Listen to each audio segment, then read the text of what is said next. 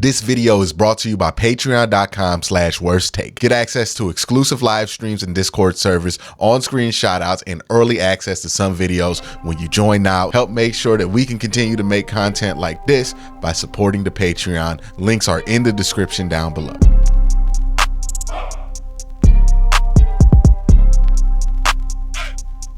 Hey, what's up, and welcome to Hot Takes, the show where I take your hot takes from my comment section and react to them in video format. The first comment is going to be from the Ken Dorsey press conference introduction video that I did earlier, where I went over the press conference, said what I liked and didn't like about it. And this comment is from Buckeye Steve. Buckeye Steve says, because Browns have had a dysfunctional organization and fielded utterly non-competitive teams for years, I think many in the fan base and the media have no idea for the kinds of moves a stable organization makes. Browns fans spent years fantasizing about how to turn things around, drafting the next elite quarterback or bringing in a big-name head coach or free agent to instantly take the team to the promised land. Many thought that Baker was that miracle, and if they're being honest, blame Stefanski for things not working out with Baker in Cleveland. The reality is stable, functional organizations make roster changes, even in the interest of an improvement. This is a normal NFL move. The problem is Browns fans aren't used to normal. I would add this caveat in here. I don't buy the notion that the reason some people, especially like some Browns fans, may not pay attention to the rest of the league, and that's fine, right? But people, when we say Browns media or media in general, have no idea what a moves a stable organization makes, this is not an acceptable excuse for people in the media. Like, you do what I do for a living, you should probably know what goes on around the league. So like the excuse of like, I don't know what a stable organization makes, so I'm just gonna, that's just not a acceptable excuse, in my opinion, for somebody who gets paid to do this. So, but I think you hit on what actually drives this in your comment, right? Because I don't think this is because people are ignorant of what a functional organization looks like. It's not that difficult to know what a functional football organization looks like. Many people know it. People who don't even watch the NFL hardcore knows what a functional organization of football looks like, because it looks like a functional organization of anything. It looks like a functional workplace, right? These things are regular workplaces, and they're going to be, a good workplace is going to look like a good workplace, and people are going to be able to recognize that and identify what looks like a good place to work and what doesn't, regardless of if it's football or not, and regardless of how many other football teams they watch. I don't really buy that aspect, that people are ignorant of what function looks like. I do buy the part that you brought up here, where people just want to come out and be right? At some point, they made the determination that Kevin Stefanski was not a good coach, or that Andrew Berry is not a good GM. And instead of accepting that they might have been wrong on that front, they are willing to dig in and ignore any accomplishment that the GM or the head coach has made in the last few years, and just say it's bad or look at things throughout the worst way possible, because they want to see this through the lens of them being right about this thing that they determined a couple of years ago and are unwilling to change on. That's what I think is happening. I think this is more or less people choosing to be ignorant because they want to be correct about a thing that they predicted a couple of years ago. I don't think this has to do with people being ignorant of what a functional organization looks like, because we all know what functional stuff looks like. It doesn't take an NFL genius to know what a functional football team should look like. Now, I'm not talking about the inner workings and the micro stuff, but I'm talking about just in general, we know what a functional organization looks like. We know what functional moves look like. And I think the people who tend to shout fire when there's no fire with the Browns organization, those are people who kind of want to be proven right about Andrew Berry not being good, or Kevin Stefanski not being good, or they don't like that people tell them that they're not in tune when somebody says that they should fire Kevin, even though he's a two-time coach of the year, right? They will do anything to validate their opinion, including ignoring a lot of what's going on. And it can feel like people are ignorant of what a functional organization looks like. But I think they know what a functional organization looks like. I think they know that the Browns are doing something that many other teams do. They just want to be right. So they're trying to look at this in a way that would make them right. And a way that would make them right is to say that it's dysfunctional. I hope I got that out in a way that makes sense, or at least my point is clear on that. But that's why things happen. I don't think people are ignorant to what a functional organization looks like. I think people are smarter than that in general. I think it's more or less people are choosing ignorance. This comments come from Let's Talk About the Browns cap casualties. We were talking about potential cap casualties for the Browns. My guy Hayes says, I agree. Conklin, I trade for a late round pick, eat most of it, not all the salary. Anthony Walker won't get re-signed. I think that's probably true. I think they're going to want to give a bigger role to JOK. Ronnie McLeod won't get re-signed. I think Ronnie could come back if it's a cheap enough deal. Atkins, maybe. I think Atkins is likely to be brought back. I don't think they bring back Harrison Bryant. Also, I signed Shelby Harris for one more year. Yeah, I think it's between him and Jordan Elliott. Not too expensive, but good def. Yeah, I wouldn't be mad if they brought back Shelby Harris. And I think Shelby be back because of the cost. Again, I think it might be between Shelby and Jordan Elliott. I think Maurice Hurst is definitely coming back, regardless of if they bring back Shelby or Jordan. I think they're picking between Shelby and Jordan. I think Jordan might win out because he's younger. But I wouldn't be mad if they brought back Shelby. The Browns hire a new coach. This was a video about the Browns hiring a new offensive line coach, Andy Dickerson. Big comment here. Jen So 413 says, I hate to bring up Baker because I'm far from a Baker bro, but I can't stop thinking about with every new hire is geared toward totally changing the offense to suit Deshaun. Your biggest point of contention with Baker Mayfield was everything needed to be perfect around him in order for him to succeed. And I agree with that.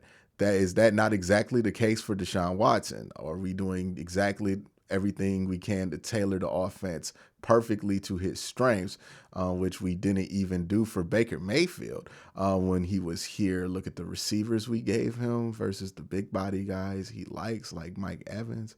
Would it be fair about that point? We didn't know he liked big body receivers like Mike Evans until he played with Mike Evans. I think that's a little bit revisionist.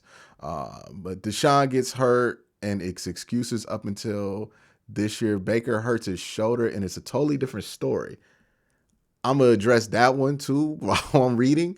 Deshaun got hurt, but Deshaun's been here for 2 years. Baker Mayfield put up 4 years of work before he got hurt. 2 years, 4 years of work. We had seen the pattern with Baker, right? We had seen him give us good season, bad season, good season, bad season. And the question was, can he be consistent? With Deshaun, we've gotten 2 years, one suspension riddled where he only played 6 games, one other one injury riddled. What we do know about Deshaun is that his body of work before coming to Cleveland is much stronger than Baker Mayfield's, and we can't ignore that as well. He was seen as an elite quarterback in the NFL before he got traded to Cleveland, which does carry more weight than anything that Baker Mayfield accomplished in his 4 years as a Cleveland Brown. So it's not exactly 1-to-1 if we're being fair here, right? Baker hurt his shoulder, put up a bad year, played through the injury, and it kind of confirmed what a lot of people felt like, which is he is not consistent. Now, if Deshaun comes out next year and plays bad or gets injured again, it's going to confirm what we thought, but that'd be a whole year after. Keep in mind, look at what I was saying about Baker Mayfield in 2019, 2 years into Baker Mayfield. I was saying the same exact thing I was saying about Deshaun Watson right now, right? Where in 2019, I said, hey, we only got 2 seasons. He had a good year. He had a bad year. He had a good half of a year. He had a bad year. We got to give this more time. That's exactly what I said about Baker in 2019. We gave him more time. 2 years into Deshaun, I'm saying the same thing. So that's where there is a parallel. But I don't think the shoulder thing is 1-to-1, especially since Baker shoulder was not hurt so much that he could not play. Deshaun's shoulder was hurt so much that he needed surgery and needed to sit out for the rest of the season. So again, it's not 1-to-1. I get why we're doing this with Deshaun, but it hurts to give up $230 million for a QB that requires the same level of help and hasn't even played as well as Baker did this year. Just my thoughts. Edit, I'm not saying that there's something wrong or unusual to build a team around a quarterback. I'm commenting on specifically the way we talk about Baker versus the way we talk about Deshaun. I don't know. There's some stuff I agree with in this comment. There's some stuff I disagree with. Deshaun, I don't think you should have to load the wide receiver room as much as you felt like you needed to load the wide receiver room with Baker Mayfield, right? If we're talking about you need Devontae Adams and Amari Cooper in order to get Deshaun Watson to be a good quarterback, that's a problem, right? If we're talking about needing Mike Evans and that's a problem. Now, wanting Mike Evans is one thing. Needing him is another.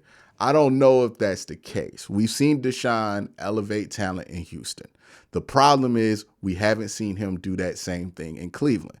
But also, while saying that, we cannot act like Deshaun's body of work that he put up in the NFL in Houston did not exist. And that's what's happening in this comment. This comment makes sense if you really only look at Deshaun's career in a vacuum of what he's done in Cleveland. But the reason he gets more benefit of the doubt than Baker Mayfield does at this point, and honestly, I don't even know if it's more benefit of the doubt, the environment around Deshaun Watson and the optimism around him is definitely more negative 2 years in than it was for Baker Mayfield in 2019, right? When Baker Mayfield had his struggles in 2019, it wasn't this bad. I was here for both of these things, I can tell you. So I don't think Baker's gotten less scrutiny than Deshaun. I don't think Baker's gotten more scrutiny than Deshaun. I think Baker was scrutinized, honestly, less than Deshaun was at this point. But the reason some people are hesitant, including me, is because Deshaun does have a very strong body of work that he's had before his time with the Cleveland Browns. A Pro Bowl level body of work, a body of work that suggests that he could be one of the better quarterbacks in the league. Baker Mayfield at his best was not at the same range that Deshaun Watson was. So yes, it is frustrating that 2 years into this, for a quarterback that you paid $230 million for and traded 3 first-round picks, you're not getting that same level of production so far because of a suspension and because of an injury that he was in Houston. But also, it was a suspension, it was an injury. Both kind of his fault. The injury less so. It was kind of a freak accident what happened with the injury, but the suspension is 100% his fault. But you can't act like there's been a complete body of work when both of his seasons he's played less than 7 games, right? Now, if you get into a third season where he cannot play again because of an injury, then that's a problem. If he gets suspended again, it's over with for him. So, I think you got to just give this one more year before you make a determination on it. It's frustrating. We wish we could be at a better place with it. All of those things can be true at the same time, but also we know why we haven't seen the results we haven't, because he hasn't played a full season yet. And we need to see him put together at least 8 games in a row before we really determine where this is going to be, or there needs to be another season where he just can't play a full season. And that'll be determined this year. I think a lot of people are frustrated that people aren't making that determination on Deshaun yet, but we'll have that determination by the end of 2024, one way or the other. So I think people just need to wait one more year to figure out where they're sitting on this, because to the people who are hesitant, I think it's fair. We haven't seen Deshaun for more than 6 games in a row.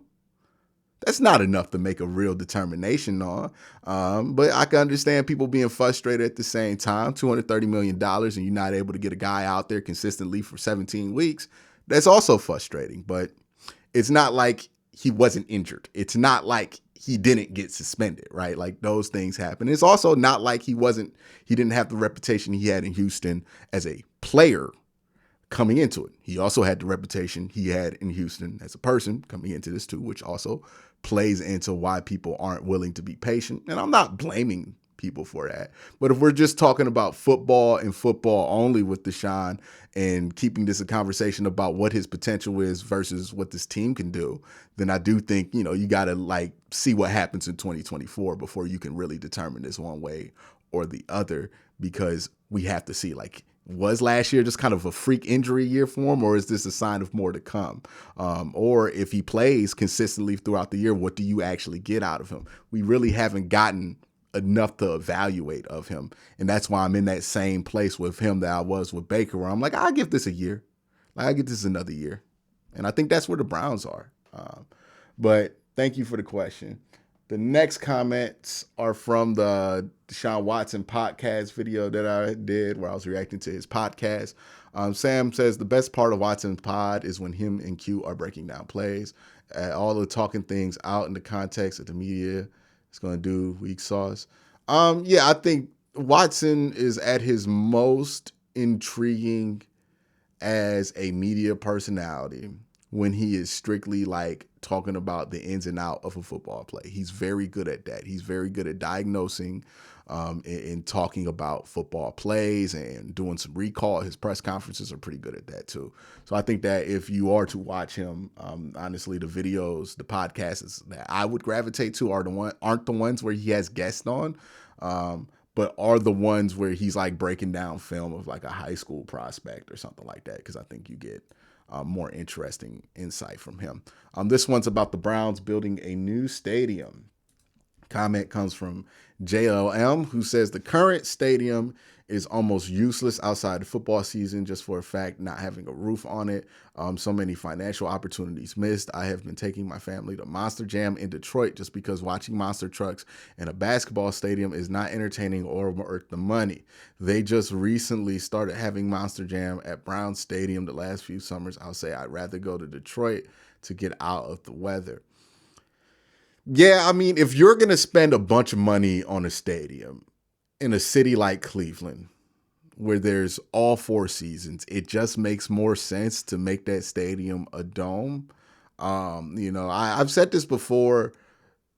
The dome is very practical. It makes the most logical and practical sense. But the arguments for not having a dome are very emotional.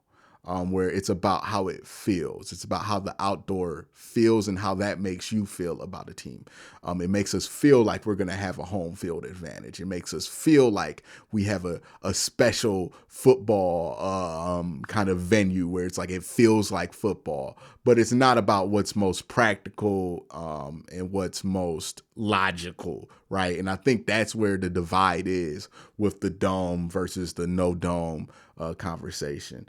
I don't know how Jimmy Haslam feels about this. I don't know if he's an open air dude or a dome stadium dude, but it comes down to what's more practical, or it's going to be a dome. If it comes down to what Jimmy wants, there's a chance that it could be an outdoor stadium. But yeah, building a stadium with no roof, it's usually kind of just about the vibes. If you build a giant stadium, like a $2 billion stadium, like soccer stadiums, like with 20,000 seats with no roofs, that makes sense because it's cheaper. But if you're going to build like a $1.5 billion stadium, it is much more practical to have a roof on it because you can get much more use out of it. But we'll see what happens. I'm not too pressed either way. Harbinger says if they build in Brook Park, it's absolutely going to have a roof because nobody's going to want to sit through a football game where you have to hear planes taking off and landing every 5 minutes.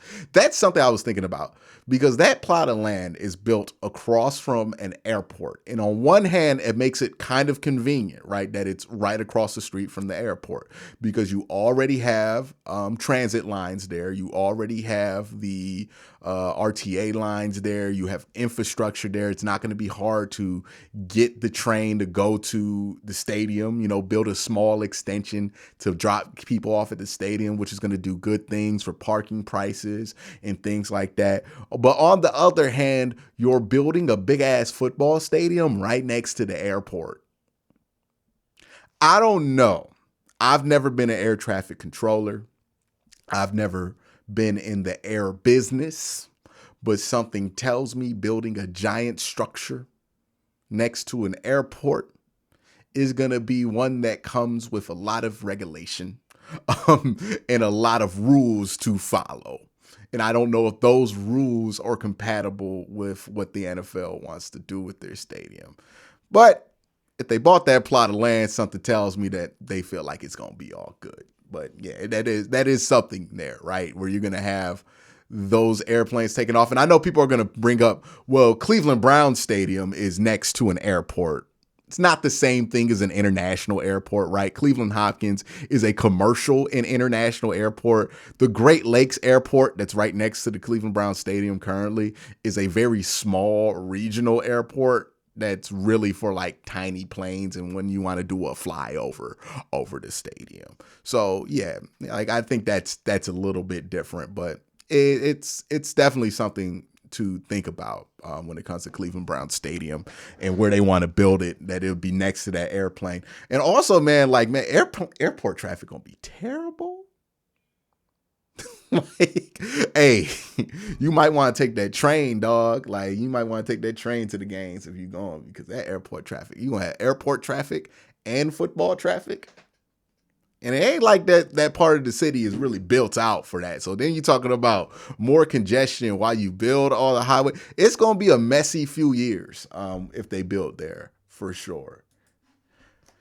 Phil says, I used to be a big fan of the outdoor stadium by the lake. Then I went to the Browns stadium a Browns game at the Vikings stadium a few years ago, and the stadium convinced me you can do a dome. It was louder than Cleveland Browns Stadium has ever gotten, and they had so many cool things there. Overall, it was a better experience compared to anything I've seen at Cincinnati, in Cleveland, and Pittsburgh stadiums.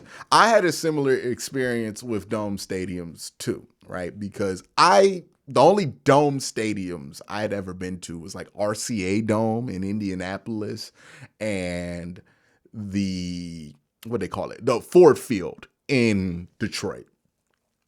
And I don't know if you guys have ever been there, but those two domes are the old domes, right? If you go to a dome built before we started building these crazy domes, they're very underwhelming. Like the Georgia Dome, I went to the Georgia Dome too. Like that's a giant dome and it has like 70,000 seats. But like if you've ever been to Ford Field, it feels very sterile and underwhelming and kind of awkward.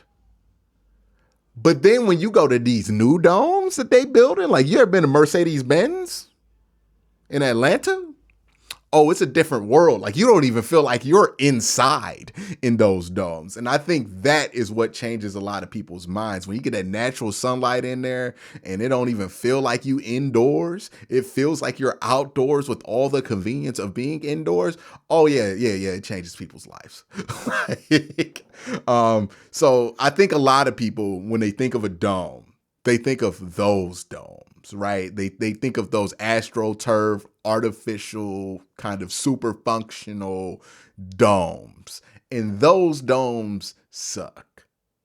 But these new domes, they're not like, I feel like dome is not a good way to describe them. They just feel like stadiums. Like domes used to feel like domes, but now they feel like stadiums. Like it's almost indistinguishable from being indoors and outdoors at these new domes. And I'm like, well, you could just make it, if that's how it feels, then why not be warmer, right? And I think that's where a lot of people are going to land if they ever kind of get to experience one of these new 21st century domes that they be building nowadays. Like one of those, like SoFi, all that. Yeah, bro, you ain't even gonna notice that you're not outside. You really aren't. Chili Dog says, living in the social media age is exhausting. People hear a piece of info and immediately jump to concrete assumptions. Calm down, people. Lots of owners have done this to create leverage before. Art Modell did this in the 80s, eventually to get the deal that he wanted and later sold the land. Calm the F down. At the end of the day, the Browns aren't leaving to Cleveland, and it's not the end of the world. Chili Dog, I think you should take your own advice, to be fair. Like, I think you're also taking a piece of information and making a concrete assumption, right? You're making the assumption that they bought this land simply to be leveraged. I don't think that's the case, to be honest with you. I think that they bought the land because they need options, right? They know what their options are building on the current land that they have. and they know what their options could be building on a new piece of land. And that's the land that they've identified that if they do want to do it, that they would do it there. I don't think that they're being disingenuous with this land purchase. I think they genuinely are considering that for where they want to build a new stadium or considering renewing their lease. I don't think this really has much to do with leverage because let's be honest, man. The city ain't fighting the Browns on shit. Like, they gonna give the Browns whatever they want. If the Browns wanted to build a dome right there where that stadium sits, the city would give them all the money that they want. Like, they're gonna fold. They always fold. They're not even trying to stand tall. Like, they ain't about to fold. The city ain't fighting them on that. Like, they'll give them whatever they want. The problem for the Browns is if you build a new stadium where the current stadium sits, where are you gonna play for a couple of years? There's no good option. Columbus is not a good option. Canton is not a good option. Detroit is a terrible option. You have no good options to play football games. It would be like people are talking about like the Browns potentially playing in Columbus while they build a new stadium on that same ground. And it's like, that would be 2.5 hours away from the city of Cleveland. And 2.5 hours out of market to play in a stadium that has 100,000 seats is not a good idea. And then you also have people suggesting like maybe you can go to Canton, play in a 20,000 seat stadium that's not that far out of market. Sure, but you're going to lose not on ticket revenue, but it's just the league don't like the look of playing in a 20,000 seat stadium. So they're not going to go for that either. They don't really have the option of building a new stadium on the current land that they are because of the situation. And the land's not big enough for them to build a stadium next to the stadium that they have. So they kind of just, if they want a new stadium, they got to build it somewhere else. If they want to renovate the current stadium, they got to do it there. And I don't think renovating that stadium is super cost effective. I think they're really just trying to figure out what they want to do. I don't think that this is a negotiation tactic. It would be very early for a negotiation tactic like this, to be honest with you. So, yeah, man, I agree with your sentiment here. Like, I don't know who thought the Browns were leaving Cleveland. Nobody thought that the Browns were leaving Cleveland. I think people were just like wondering where the team's going to play. Interesting comment there. The next videos are from the Browns winning all the awards. And my guy, NJ Slabov, says TJ Watt likes Nickelback. And that's going to be my segue into talking about TJ Watt's little temper tantrum and Pittsburgh fans' little temper tantrum about Myles Garrett winning Defensive Player of the Year. I'm sorry if you clicked on this video just for this part. You had to get through like 30 minutes of me going through my comments. But I felt like there was some good information there as well. But TJ Watt sent out a tweet basically complaining about the fact that he's not going to win Defensive Player of the Year. Right? He's like, oh, I'm used to it. I'm used to getting slept on or whatever it is. Okay.